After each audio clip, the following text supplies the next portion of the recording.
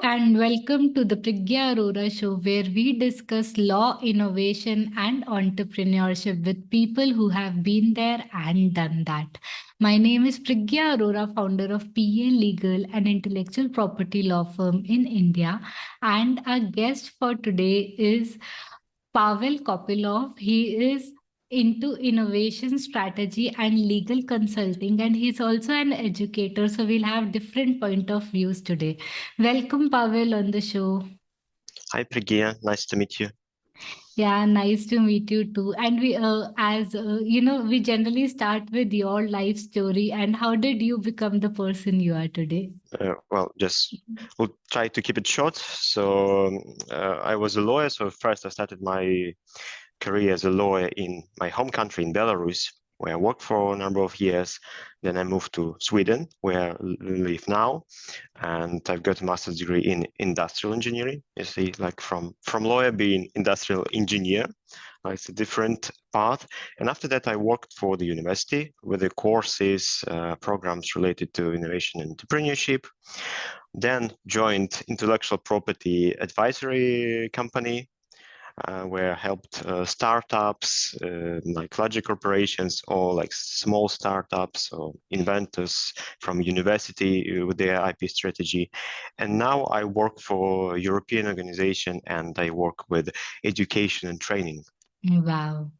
So Pavel, I know this is not a normal law firm job where you work as an education and training. So can you tell us a little bit about what you exactly deal in with your day-to-day life? Yeah, it's not like normal career path for like lawyer, and I would say that I'm kind of on a journey still, trying to figure out. But I like the privilege of this is that you can see the innovation from very different perspectives. So one thing you see the inventor and help with the strategy, and it could be inventor in the company who has like financial muscles behind him, or like I've met inventors like doing crazy things in their garage, but Wow. their inventions are not that properly technically advanced. It doesn't need like 10 years of research and development, but still they are very close to market, and you Wow. need to help them. So due to this, and also being the educator, because like from my perspective, working with IP, it's very much about communication and explain, because IP is very complex, of course, and you learn how to explain like very complicated things in plain terms so people would understand you. Yeah. So probably that's why we chose a topic of NFT today because we want people to understand NFT in simple terms. Well, exactly. Yeah. So It's Pavel, let's start with NFTs and I think let's start from the basics. First is what are NFTs, and then when an NFT is created, what kind of IP rights do they have in them?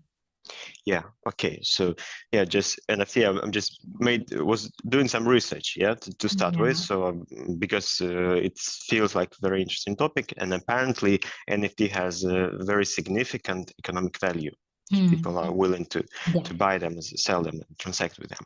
So NFT, in a nutshell, so is data. It's a non-fungible token. So it's representation of data recorded on the blockchain, and it confirms something. It confirms that you created like some work of art or movie or whatever. So it's just a record. And IP, so basically, like in NFT, it's not directly IP, but IP comes because it's often concerned that NFT contain the ownership of some file, or which includes copyrighted image, sound, video, whatever. So something that is related to IP.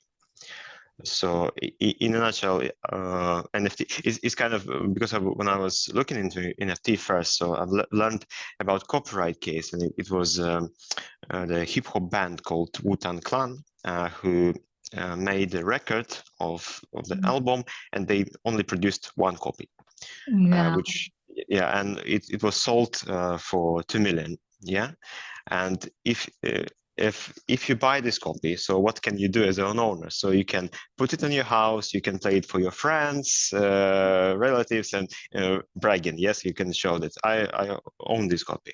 So but you can't perform it on the live shows, on the concert, because you don't have a copyrights, you don't have a license Correct. to perform.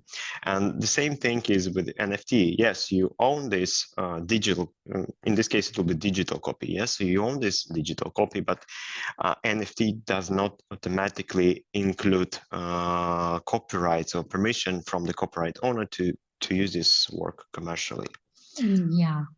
So that's interesting. So if I have a digital copy, probably I can brag about it, but I cannot, as in copyright law, we say we cannot make a copy of it, transfer it, or make it into a different language, say adaptation. Those rights I would not have. I'll just have a right to own that digital copy. Am I right?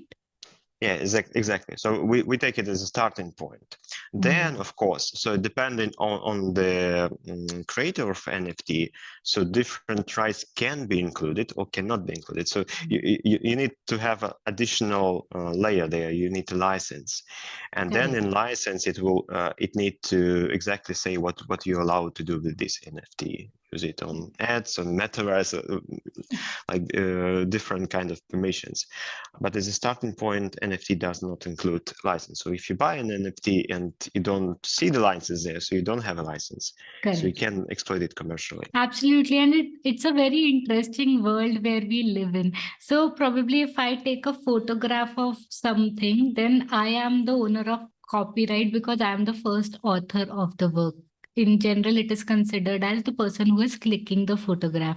But if NFT is generated of that copy and given to somebody else, that person can own it, but IP will still remain with me because I was the creator of that thing. Yes, as a creator, you can decide whether you want to give a license Correct. as a package of NFT or you don't want. And if you also can consider that, okay, if you give a license, you can charge higher value for this NFT Yes. because it includes the license. If not, so yeah, so it's the person who buys it have limited ability.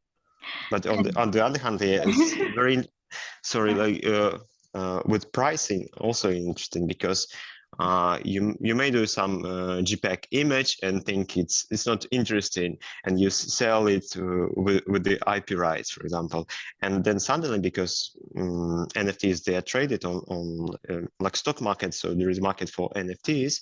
And the value can rise just because of the market factor that people are willing to buy to charge higher prices. So, and if you have given away your IP rights, if you have given the license, you may be limited in what you can do with this. You can take the part of this value. Correct. So, Pavel, I think with NFT, like on one side, we have this boom. Okay, let's buy NFTs, let's trade NFTs.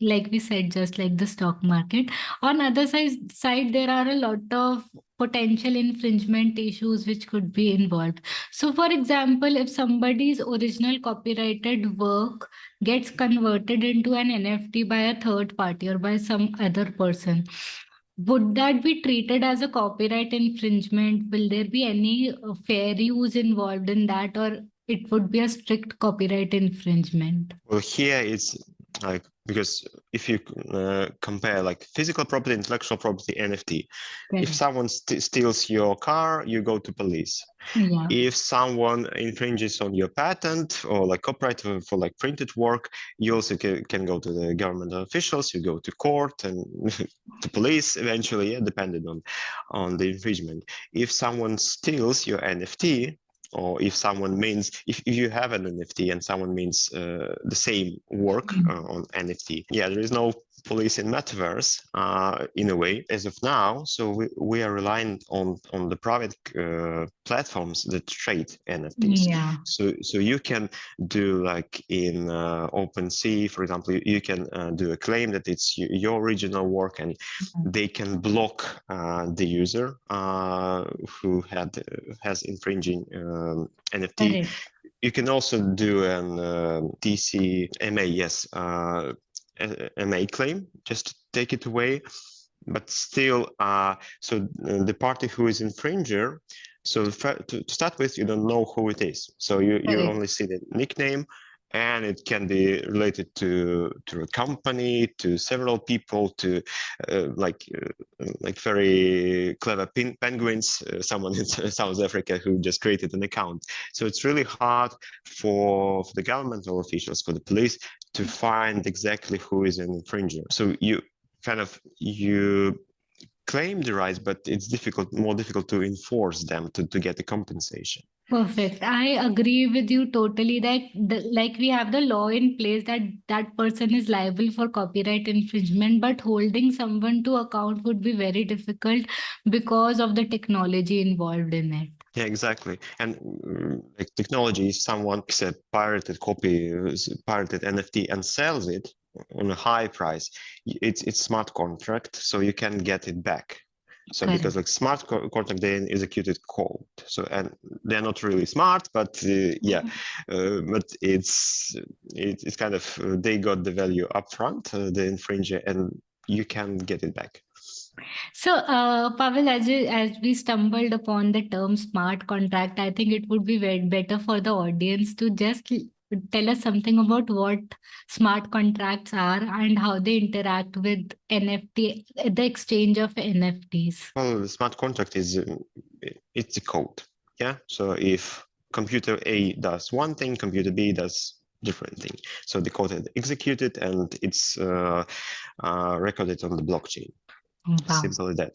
So I said, like in real contract, like lawyers, so we can say that yeah, this contract is concluded, but the terms should be amended afterwards, or when you end up in court, you may say that some terms should have been interpreted in other ways, but there is no discussion with the computer. So what's done is done on the code. Yes. So an NFT are sold Through based on smart this contract. through smart contracts, exactly. Like we're thinking from NFT creators, like for artists, it's a way to commercialize on like their brand or their Yeah. creativity and get paid upfront. So it's not Yeah. like you put something on Spotify and you get like collected like small chunks of payments there. So with NFT, you can get it upfront. So yeah. Absolutely. I think on one side it is doing amazing job by helping creators grow their monetary value, but on the other side, because the data protection is currently not in place and it has a lot of issue in terms of catching someone for the ownership of data being used, it is a legal tussle on that side. Yeah, it's true, but it is kind of reality, and it feels like law is somewhat behind like Yeah. technology. So and people are buying NFT, investing in NFT, and trading them, and yeah, there are legal implications, of course. And you can get scammed, you can the NFT can be stolen, but yeah, kind of who cares? Yeah. But we'll see because now it seems like with metaverse coming, like big brands like Coca-Cola or like Nvidia want to be in metaverse, so they want to meet their customers in those like digital environment, and there they can use NFTs and trade with them. So probably, yeah, as time goes by, as we are like getting more into metaverse, so there will be some court cases, there will be some fighting about NFT rights, and we'll see what happens. Absolutely. Pavel, as we just discussed that there would be some court cases. In order to avoid those cases, for example, somebody wants to enter into the sale of or purchase of an NFT.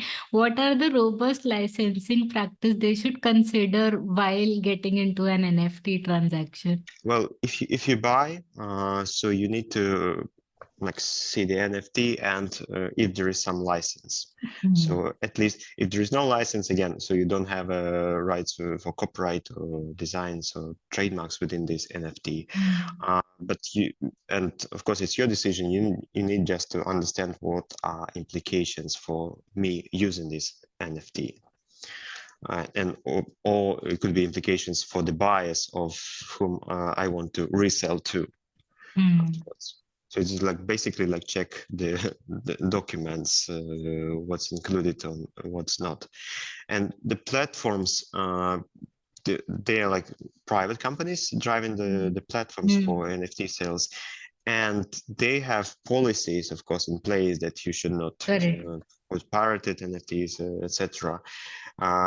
I also think it's important to trade on the platform that you trust and you know has some track record at least.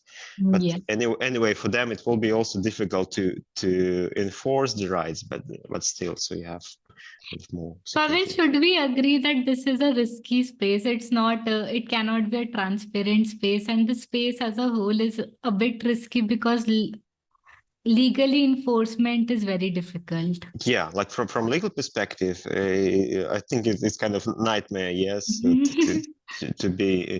to be in this. But what I've noticed, like for example, like from brand perspective, the brands who want to be in NFT, so they do like you do with the product. So you have a pen with your logo on, and you have some design. So like you have different layers of protection for IP. So like if you buy NFT from Coca-Cola, for example, and then you use it commercially in metaverse or wherever in the game, so you may be doing also not only copyright infringement but also trademark infringement. Correct. But yeah, then as a brand, you need to register this brand in respective classes as well. So. Yeah, absolutely.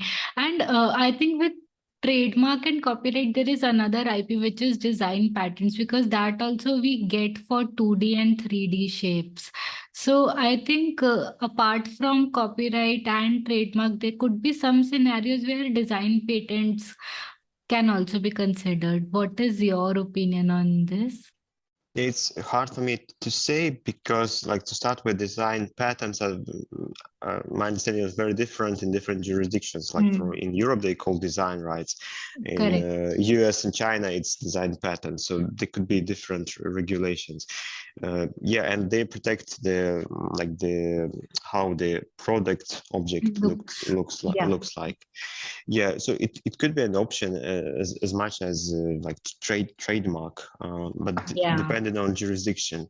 But how you then define the jurisdiction for digital world, like for metaverse, it's also unclear to me.